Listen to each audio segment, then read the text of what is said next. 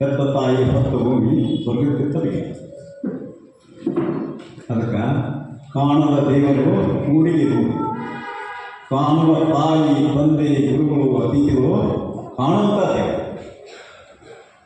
ಅದಕ್ಕೆ ಆ ಶಿವ ಎಲ್ಲಿದ್ದಾನೋ ಒಂದು ಕಡೆ ವಿವೇಕಾನಂದ ಈ who is the real worshipper of Shiva should see Shiva ಇಲ್ಲಿ ಎವ್ರಿವನ್ ಆ್ಯಂಡ್ ಎವ್ರಿಥಿಂಗ್. ನೀವು ನಿಜವಾದ ಶಿವಭಕ್ತನಾಗಿದ್ದರೆ ಅಂದ್ರೆ ಪ್ರತಿಯೊಂದು ವಸ್ತುವಿನಲ್ಲಿ ಪ್ರತಿಯೊಂದು ಜೀವಿಯಲ್ಲಿ ಶಿವಸ್ವರೂಪ ಕಾಣ. ಸರ್ವಂ ಶಿವಮಯಂ ಜಗತ್. ಅದಕ್ಕೆ ಸರ್ವಜ್ಞ ವಚನ ಹೇಳ್ತಾನೆ, ಎಲ್ಲವೂ ಶಿವನೆಂದರೆ ಎಲ್ಲಿ ಉದಭಯವಯ್ಯ, ಎಲ್ಲರೂ ಶಿವನ ನಡೆದರೆ ಕೈಲಾಸ ಇಲ್ಲಿ ಇವರು ಸರ್ವಜ್ಞ. ಕೈಲಾಸನ ಭಾಳ ದೂರಿಲ್ಲ. ಅದಕ್ಕೆ man is link between God and dog. ಜೀವಳಿ ಗಾಡ್ ಅಂದ್ರೆ ದೇವ್ರ, ಅದನ್ನು ತಿರುಗಿ ಬಾದ್ರೆ ಡಿವೋಜಿ ಡಾಗ್ ಅಂದ್ರೆ ನಾಯಿ. ಮನುಷ್ಯ ನಡೆದ ಮನುಷ್ಯ ಬಂದಂಗೆ ಮಾಡಿದ್ರೆ ಅದೆಲ್ಲ ನಾಯಿ ಗೀತೆ ಮಾತಾಡ್ತಾರಲ್ಲ, ನಾಯಿ ತಾಗೈತೆ ಅಂದ್ರೆ ಮನುಷ್ಯ ನಾಯಿ ಆಗೋಗ್ಬೋದು. ಮನುಷ್ಯ ಬಂದಾಗ ಮಾಡಿ ದಯಾ ಕ್ಷಮ ಶಾಂತಿ ಬೆಳೆಸ್ಕೊಂಡ್ರೆ ದೇವರಾಗೋ ಸಾಧ್ಯತೆ ಇದೆ. ಮನುಷ್ಯನಿಗೆ ಏನಂತೆ man is the master of June destiny. ಮನುಷ್ಯ ತನ್ನ ಅದೃಷ್ಟಕ್ಕೆ ತಾನೇ ಬೆಳೆ. ಮನುಷ್ಯ ದೇವರಾಗಬೇಕಂತೆ ದೇವರಾಗಬೇಕು. ಅದಕ್ಕೆ ಒಂದು ಅತ್ಯಂತ ಮೀನ ಹಾಗೂ ಜನಪ್ರಿಯ ಕವಿ ಮಾಡಿದ ಜನನಿತಾನೇ ಮೊದಲ ಗುರು, ಜನನಿಯಿಂದ ಪಾಠ ಕಲಿತ ಜನರು. ಅಂದ್ರೆ ನಾವು ಎಲ್ಲೆಲ್ಲ ದೊಡ್ಡವರಾಗ್ತಾರೆ ಹೇಳಿ, ಎಲ್ಲಿಂದ ದೊಡ್ಡವರಾಗಿಲ್ಲ ಅದರ ಹೇಳಿ. ಅದಕ್ಕೆ ಭರ್ತೃ ತನ್ನ ನೀತಿ ಸಂಕಟದಲ್ಲಿ ಹೇಳ್ತಾರ, ಒಬ್ಬ ತಾಯಿ ತನ್ನ ಮಗನನ್ನು ಮನುಷ್ಯನನ್ನಾಗಿ ಮಾಡಬೇಕಾದ್ರೆ 20 ವರ್ಷ ಕಷ್ಟಪಟ್ಟಿರ್ತಾರೆ. ಆಮೇಲೆ ಹೆಂಡತಿ ಬಂದಂದ್ರೆ 20 ದಿವಸ ನಾವು ಮಂಗ್ಯ ಮಾಡ್ತಾರೆ. ಅಂದ್ರೆ ಏನು ಬಂದ ಹೇಳ್ಕೊಡ್ರೆ ಒಂದು ತಾಯಿಗಳನ್ನು ವೃದ್ಧಾಶ್ರಮ ಕರ್ಕೊಂತ ಪರಿಸ್ಥಿತಿ ಹೇಳ್ತೀವಿ. ಅದಕ್ಕೆ ಇಲ್ಲಿ ನಾವಿಲ್ಲಿ ಅರ್ಥ ಮಾಡೋಣ, ಈ ಜಗತ್ತಿನಲ್ಲಿ ಪ್ರತಿಯೊಬ್ಬ ಮಾನವನ ಮೇಲೆ ಪಂಚ ಋಣಗಳದಾವ. ಮೊದಲನೇದು ಆ ಪರಮಾತ್ಮನೊಂದು ದೊಡ್ಡ ಗುಣ. ಈಗ ನೋಡಲ್ಲ ಎಂಥ ಒಂದು ಮಾನವ ಸೇರಿ ಪಟ್ಟಲ್ಲ. ಮತ್ತು ಎಲ್ಲ ಪಶು ಪಕ್ಷಿ ಕಿಡಿ ಕೀಟಾದಿಗಳಲ್ಲ ಅವ್ರದ್ದು ದೇನ ಅವ್ರದ್ದು ನಮ್ಮಂಥ ಜೀವ ಆಯ್ತು. God represents a circle whose centre is everywhere and circumference nowhere ಇರ್ತಾರೆ.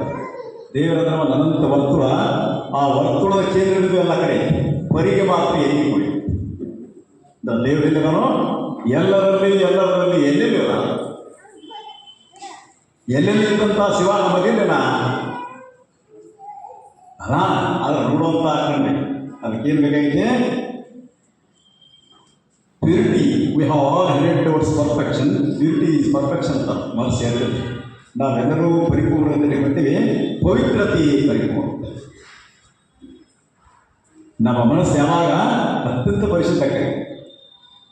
ವಿವೇಕಾನಂದರು ತತ್ವಜ್ಞಾನ ಸಾರ್ ಒಂದೇ ಒಂದು ವಾಕ್ಯದಲ್ಲಿ ಹೇಳ್ತಾರೆ, blessed are the pure in heart for the shall see god.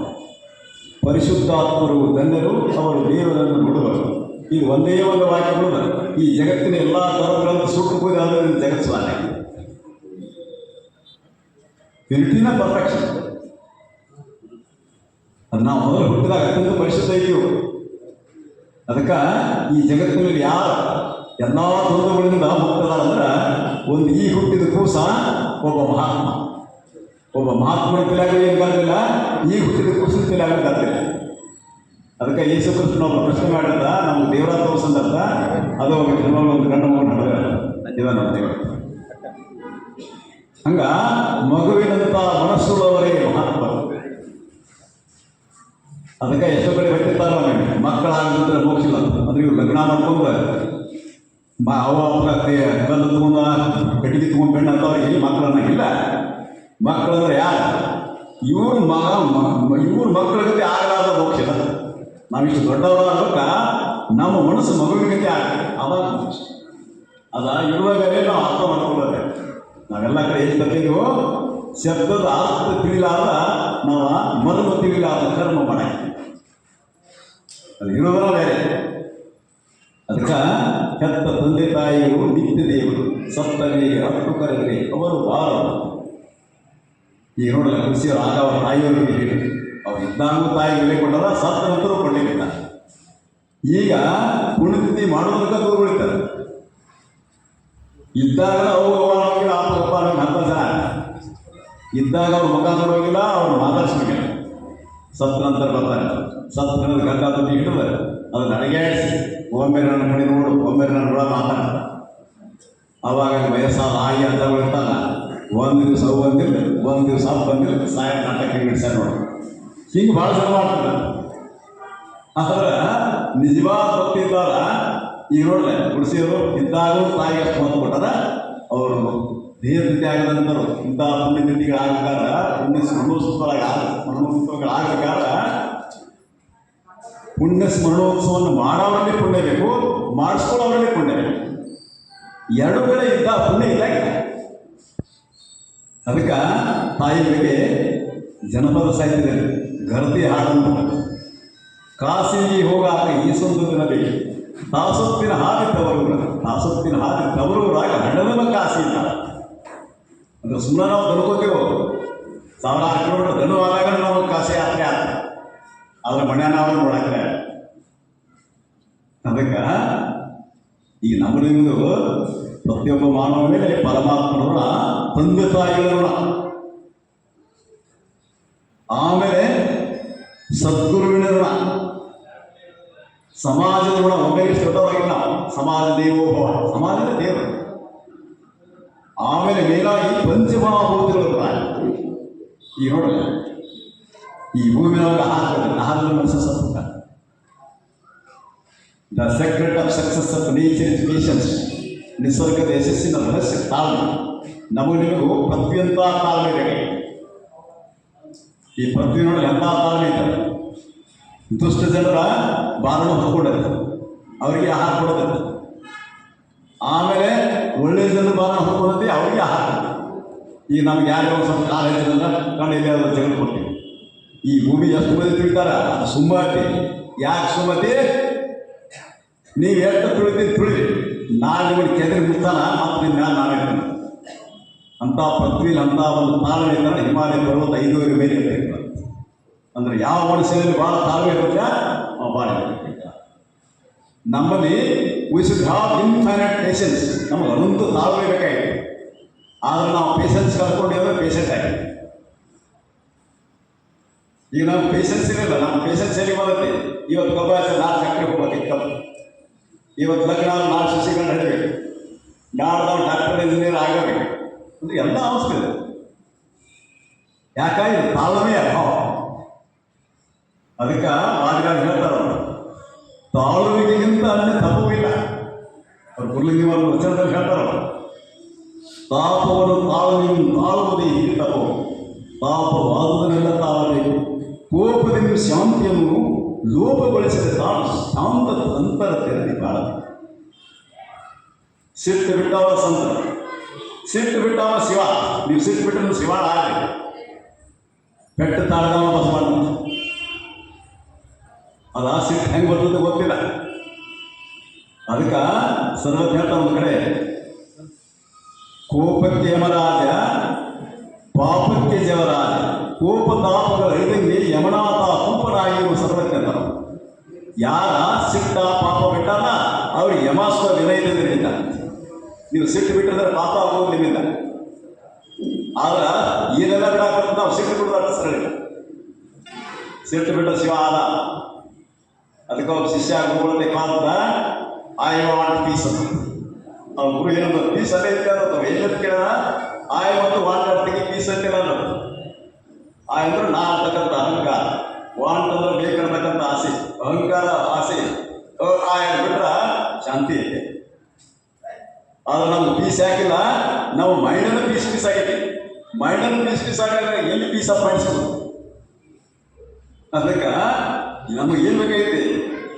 ನಮ್ಮ ಮೈಂಡ ಒಳ್ಳೆಯ ವಿಚಾರ ಬೇಕಾಗೈತೆ. ಒಳ್ಳೆಯ ವಿಚಾರ, ಒಳ್ಳೆಯ ಮಾತು, ಒಳ್ಳೆಯ ನಡತಿಂದ ಮನುಷ್ಯ ಮಹಾತ್ಮ. ಕೆಟ್ಟ ವಿಚಾರ, ಕೆಟ್ಟ ಮಾತು, ಕೆಟ್ಟ ನಡತಿಂದ ರಾಕ್ಷಸ. ಅದಕ್ಕೆ ಈ ತಾಯಿಗೆ ಸುಮ್ಮನೆ ಸಣ್ಣ ನಾವು ತಾಯಿ ಋಣ ಆಯ್ತು. ನನ್ನ ತಂದೆ ತಾಯಿ ಋಣ, ಆ ಋಣ ಏನು ಮಾಡಿ ಹುಟ್ಟುದು ಋಣ ಸೊಳ್ಳೆ ಒಂದು ಸಣ್ಣ ಓಮ ತಾಯಿನ ಕೇದಾರನಾಥ ಕರ್ಕೊಂಡ ಉತ್ತರಾಖಂಡ.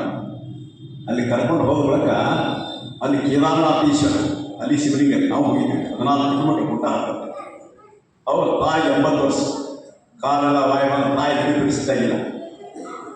ಅವರ ತಾಯಿನ ಹೆಗಲ ಮೇಲೆ ಹೊತ್ಕೊಂಡ ಶಿವಲಿಂಗ ದರ್ಶನ ಮಾಡಿ 4 ತಾಸು ಹೊತ್ಕೊಂಡು ಹೋದ, 4 ತಾಸು ಹೊತ್ಕೊಂಡು ಬಂದ.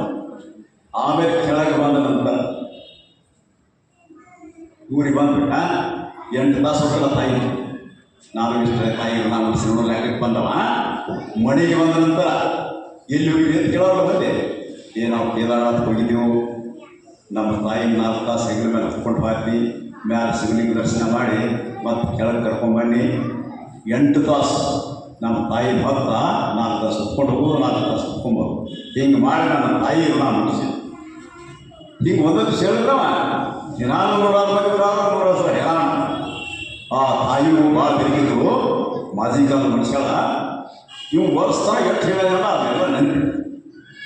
1 ವರ್ಷ ಆದ್ಮೇಲೆ ತಾಯಿ ಅಂತ ತಮ್ಮ ನೀ 8 ತಾಸನ್ನು ಹೊತ್ಕೊಂಡು ಹೋಗಿ ಶಿವಲಿಂಗ ದರ್ಶನ ಮಾಡಿ ಅದನ್ನು 8,000 ಸಲ ಹೇಳಿ. ಆದರೆ ನಾನು ಇದನ್ನು 9 ತಿಂಗಳು 9 ದಿವಸ ಹೊಟ್ಟೆ ಹೊತ್ಕೊಂಡು ಅಡ್ಡಾಡಿ ನಿನ್ನ ಕೈಕಾಲು ಬಂದು ಅಡ್ಡಾಡೋಕ್ಕಾಗತ್ತನ 2-3 ವರ್ಷ ಮಗನ ನಿಲ್ಲಿಸಿಲ್ಲ. ನೀ ನಾನು ಎಷ್ಟು ಸಲ ನಿಂದು ಮಾಡಿದ್ವಿ ಏನು ಗೊತ್ತಿಲ್ಲ. ಇದನ್ನ ಯಾರಿಗೆ ಹೇಳಿದ್ರು ಆತಂದ್ರೆ ಅವ್ವ ಮಗ ಸಣ್ಣ ಗೊತ್ತಿ ಮಾಡ್ತೀವಿ. ಹಂಗ ನಾವು ತಾಯಿ ಋಣ ಏನು ಮಾಡಿ ಕೊಟ್ಟಂಗಿಲ್ಲ. ಆದ್ರೆ ನಾವೇನು ತಾಯಿ 8 ಸಾಧ್ಯ ಇದ್ದಾರು ಅವ್ರು ಸೇವೆ ಮಾಡೋದು. ಸತ್ತ ನಂತರ ಈ ರೀತಿ ಸ್ಮರಣೋತ್ಸವವನ್ನು ಮಾಡಿ ಅವರ ನಿಮಿತ್ತವಾಗಿ ಎಷ್ಟೋ ಜನರಿಗೆ ಪ್ರಸಾದ ಕೊಟ್ಟರೆ ಅದು ನಮಗೂ ಒಳ್ಳೆಯದು. ಈಗ ನೋಡ್ರಿ, ಕಾರ್ಯಕ್ರಮ ಮುಗಿದ ತಕ್ಷಣ ಎಲ್ಲರಿಗೆ ಪ್ರಸಾದ ವ್ಯವಸ್ಥೆ. ಅನ್ನದಾನ ಮಹಾಪುಣ್ಯ, ಅನ್ನಂ ಬ್ರಹ್ಮೀತಿ ಉಪನಿಷತ್ತುಗಳು ಹೇಳ್ತಾವ. ಅನ್ನದಾನವನ್ನು ಇನ್ನು ದಾನಗಳಿಲ್ಲ. ಅದಕ್ಕೆ ಅನ್ನದಾನ ಮಹತ್ವ ಎಷ್ಟು ಹೇಳ್ತದೆ. ನೀವು ಹಸಿದ ಬಟ್ಟೆಗೆ ಇಲ್ಲ ಅಂತ ಹೇಳ್ಬೇಡ ಅಂತ ವಿವೇಕಾನಂದ. ಮ್ಯಾಲ ಬಿಸಿಲಿನ ಜಲ, ಬಟ್ಟೆ ಹಸಿನ ಜಲ. ಯಾವುದೇ ಸಮಾರಂಭ ಆರಂಭ ಆದಾಗ ಕೀಳಾಗ ದೇವ್ರ ಗತಿ ಕಾಣಿಸುತ್ತಾರೆ. ಯಾವಾಗ ಮ್ಯಾಲ ಬಿಸಿಲಿನ ಜಲ, ಬಟ್ಟೆ ಹಸಿನ ಜಲ ಹಾಕಕ್ಕ ಅವಾಗ ದೇವಿಯ ಗತಿ ಕಾಣಕ್ಕೆ ಶುರು ಮಾಡ್ತಾರೆ. ಈ ಪರಿಸ್ಥಿತಿ ನಿರ್ಮಾಣ ಆಗಬೇಕಿಲ್ಲ. ಮೊದಲ ನಾವು ಮುಸ್ಲಿಂ ಮಾಡೋದು ಭಾಳ ಹಿಡಿದಾಗಿ ಏನಾಗ್ತಿಲ್ಲ. ಅದಕ್ಕೆ practice is the real test of knowledge. ಆಚರಣೆ ಜ್ಞಾನದ ನಿಜವಾದ ಪರೀಕ್ಷೆ. ಅಲ್ಲಂಪ ಚನ್ನಬಸವಣ್ಣವರು ವಚನ ಹೇಳ್ತಾರೆ, ಜ್ಞಾನವೆಂದರೆ ತಿಳಿಯುವುದು, ಕ್ರಿಯೆಂದರೆ ಆಚರಿಸುವುದು. ಅರಿತು ಆಚರಿಸಿದಲ್ಲಿ ಅದೇ ಅಜ್ಞಾನ ಕೂಡ ಚನ್ನ ಸಂಗನ ಬಸವಣ್ಣ. ಅಂದ್ರೆ ನಾವೇನು ತಿಳ್ಕೊಂಡಿದ್ದೀವಿ ನಾವು ಕಾರ್ಯ ಹೋಗ್ಬೇಕಾಗಿ ವಚನಗಳು ವಚನ ಆಗಬೇಕಾಗಿ. ಈಗ ನೋಡಲ್ಲ ಬಸವಣ್ಣವ್ರನ್ನ ಕಳಬೇಡ ಕೊಡಬೇಡ, ಖುಷಿಯನ್ನು ಉಳಿಯಬೇಡ, ಉಳಿಯಬೇಡ, అందರಿಗೆ ಅಸಹ್ಯ ಪಡಬೇಡ, ತನ್ನ ಬಣ್ಣಿಸಬೇಡ, ಇದಿರು ಹೊಳೆಯಬೇಡ, ಇದೇ ಅಂತರಂಗಿಸುವುದು, ಇದೇ ಬಯಲಿಸುವುದು, ಇದೇ ನಮ್ಮ ಕೂಡ ದೇವ ಸಂಗಮ ದೇವ ನಡೆಸುವ ಪರ್ಯಂತ. ಈ ವಚನಕ್ಕೆ ನಮಗೆ ಆಚರಣೆಯಲ್ಲಿ ಬರಬೇಕಾಗಿತ್ತು. ಅದ ತ್ರಿಸೂರ್ಣ ನಿಯಮ, ರಿಲಿಜನ್ ಟ್ರೂತ್ ಆ್ಯಂಡ್ ಜಸ್ಟಿಸ್. ನಾವೆಲ್ಲರೂ ಶಿವಭಕ್ತರು ಸೇರಿದ್ವಿ ಜಾಸ್ತಿ. ಈ ಶಿವ ತತ್ವ ಏನಾಗ್ತದೆ, ಶಿವನ ಕೈ ತ್ರಿಸೂಲ ನಮಗ ಧರ್ಮದ ನಡೆ, ಸತ್ಯದ ನುಡಿ, ನ್ಯಾಯ ಮಾರ್ಗ. ಅದನ್ನ ಸರ್ವ ಹೇಳ್ತಾನೋ, ಕತ್ತೆ ಕೈ ಬಾಯಿ ಇಚ್ಛೆ ನಿಂದೇರಿ ಅಚ್ಚುತನ ಭಜನಪ್ಪ ಲೋಕದೊಳು ನಿಶ್ಚಿಂತನಪ್ಪ ಸರ್. ಈ ಕೈ ಏನು ಮಾಡ್ತದೆ, ಇನ್ನೊಬ್ಬರು ಜೀವ ತೆಗಿತೆ.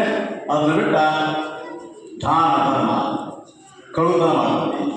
ಇದನ್ನು ಬಿಟ್ಟು ಕೈ ಸತ್ಕಾರ್ಯಗಳನ್ನು ಮಾಡ್ತಾರೆ. ದುಃಖಿಗಳ ಕಣ್ಣಿಗೆ ವಿಮರ್ಶೆ ಅವರ ಮುಖದಲ್ಲಿ ಮುರುಳಿಗೆ ಮೂಡಿಸ್ಬೇಕು. ಆವಾಗ ಕೈ ಸುತ್ತ. ಇನ್ನು ಬಾಯಿ, ಇನ್ನು ಸತ್ಯವನ್ನು ನುಡಿಬೇಕು. ಆಮೇಲೆ ಹಸಿವಾದ ಶುದ್ಧ ಶಾಖ ಆಗ್ತಿರ್ಬೇಕು. ನಾವೇನು ಮಾಡ್ತೀವೋ ತಿನ್ನೋದು ಬೇರೆ. ಆಮೇಲೆ ನೀರಿನ ಕಾಲ ನೀರು ಕುಡಿಬೇಕು. ನೀರು ಬಿಟ್ಟು ಬೀರು ಕುಡಿತಾರೆ ಕೆಲವು ಜನ. ಹಾಲು ಬಿಟ್ಟು ಅಲ್ಕೋಹಾಲು ಕುಡಿತಾರೆ. ಆಮೇಲೆ ಮ್ಯಾಲ ಬಡೆ ಸೊಪ್ಪ, ಆಮೇಲೆ ಯಾರಕ್ಕೆ ತಿಂದ್ಬಿಟ್ಟು ಮ್ಯಾಲೊಂದು ಗುಟುಕ ಹಚ್ಚಿ ಮ್ಯಾಲೊಂದು ಸಿಗರೇಟ್ ಹಾಕ್ತಾರೆ. ಮತ್ತು ನಮಗೆ ನೀವು ಏನು ಬಾಳ್ ಬರೋಕ್ಕಿಲ್ಲ. ಅದಕ್ಕೆ ಅಸಲಿ ಪಾಶ್ಚಿಮಾತ್ಯ ತತ್ವಜ್ಞಾನಿ ಅವ್ರು ಮಾತನಾಡ್ತಾನೋ, ಬಿ ಕೇಳ್ಕೊಂಡು ಇವ್ರ body is the living temple of god. ನೀವು ಭಾಳ ಎಚ್ಚರಿಕೆಯಿಂದಿರಲಿ. ಯಾಕಂದ್ರೆ ದೇವರ ಜೀವನ ಗುಡಿ, ಇದರೊಳಗೆ ಜೀವನದ ದೇವರು ಗೊತ್ತಾ. ಅಂದ್ರೆ ಎಷ್ಟು ಸಚ್ಚಿದ್ರು ಕ್ರಮ. ಅದಕ್ಕೆ ಅವರು ಸರ್ವಜ್ಞ ಹೇಳ್ತಾವ, ದೇಹವೈ ದೇವಾಲಯ, ಜೀವವೈ ಶಿವಲಿಂಗ, ಭಾವಪುಷ್ಪದಿ ಭಜಪಂಗಿ ಮುಕ್ತಿ ಸಂದೇಹವಿಲ್ಲಂತ ಸರ್. ಅಂದ್ರೆ ಅದು ದೇಹ ದೇವಾಲಯ, ಒಳಗಿನ ಜೀವನ ಅವ ದೇಹ.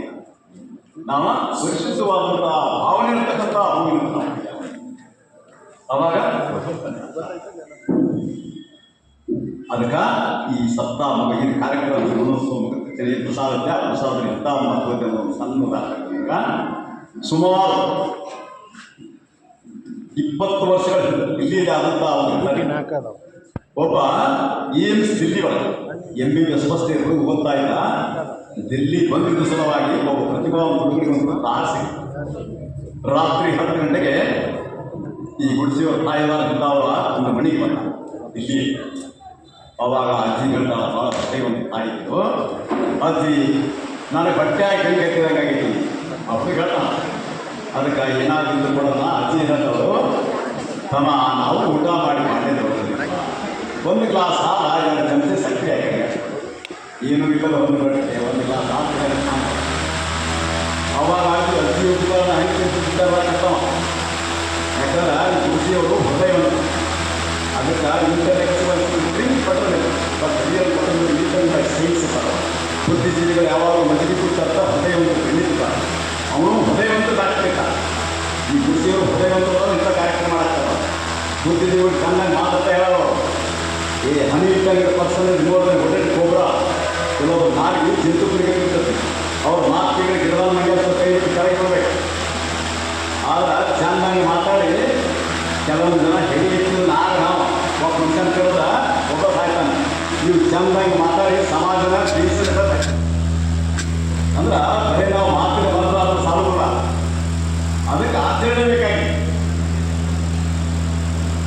ಆಮೇಲೆ ಏನು ಮಾಡಿದ ಆ ಹುಡುಗ MBBS ಮುಗಿದ ತಕ್ಷಣ ಆಮೇಲೆ MD FRCP ಮುಗಿಸಿ ಒಂದು ದೊಡ್ಡ ಆಸ್ಪತ್ರೆ ದಿಲ್ಲಿಯಲ್ಲಿ ಚೀಫ್ ಮೆಡಿಕಲ್ ಆಫೀಸರ್ ಹಾಲು ಕೊಟ್ಟಂತ ಅವರಿಗೆ 10 ವರ್ಷದ ನಂತರ ರೀಸೆಂಟಾಗಿ ಅದೊಂದು ದವಾಖಾನೆ ಹಾಲು ಕೊಟ್ಟಂತ ಮುದುಕಿ 100 ವರ್ಷ ಆಗಿತ್ತು. ವಯಸ್ಸಿನ ಹೆಚ್ಚು ಕಡೆಯಿಂದ ಮುದುಕಿಗೆ ಸ್ಮರಣ ಸಿಗ್ತಿದ್ದಿಲ್ಲ. ಆದರೆ ಆ ಮುದುಕಿ ಹತ್ರ 1,000 ರೂಪಾಯಿ 10,000 ಡಿಪಾಸಿಟ್ ನಾವು ಪೈಸೆ ಅಡ್ಮಿಟ್ ತಗೊಂಡಿದ್ರು. ಮುದುಕಿ ನಾವು ಸಾಕಿಲ್ಲ. ಅದ್ರಾಗ ಹಾಲು ಕೊಡುವಂಥ ಡಾಕ್ಟರ್ ಬಂದಲ್ಲಿ ಅಜ್ಜಿ ನೋಡಿದವು 10 ವರ್ಷಗಳಿಂದ ರಾತ್ರಿ 10 ಗಂಟೆ ಸುಮಾರು ಈ ಅಜ್ಜಿ ನನ್ನೊಂದೆಲ್ಲ ಹಾಲು ಕೊಟ್ಟಿದ್ದು. ಅವಾಗ ನನ್ನ ಹಾಲು ಸತ್ವಕ್ಕೆ ನಾನು ಹಸುವಾಗಿತ್ತು ನನಗೆ. ಅವಾಗ ಅಜ್ಜಿ ಇಲ್ಲೇ ಆಗ್ತದೆ ನಾವು ಹೃದಯವಂತದಾಗ ಗೊತ್ತಾ ಹೇಳಲ್ಲ. ಈಗ ನಮ್ಮದಲ್ಲಿ ಏನು ಮಾಡ್ತೀವೋ ಅವ್ರದ ಒಂದು ಆಯುಧ ತಂಗಿದ್ದೀವೋ ಜೀವಂತಿಗೆ ಆ ಕೈ ಹಿಡಿದು ಕೊಡ್ತೀವಿ. ಅವರಿಂದ ಅವರ ರಾಷ್ಟ್ರ ಬಂದಿದ್ದೀವಿ. ಅವನಿಗೆ ಆ ಹಾಲಿನ ವಿಚಾರ ಮಾಡ್ತಾನೋ ಮುಂದೆ ಅಜ್ಜಿ ಏನಾಗಿದೆ ನನಗೆ ನನಗೆ ಆರಾಮಿಲ್ಲ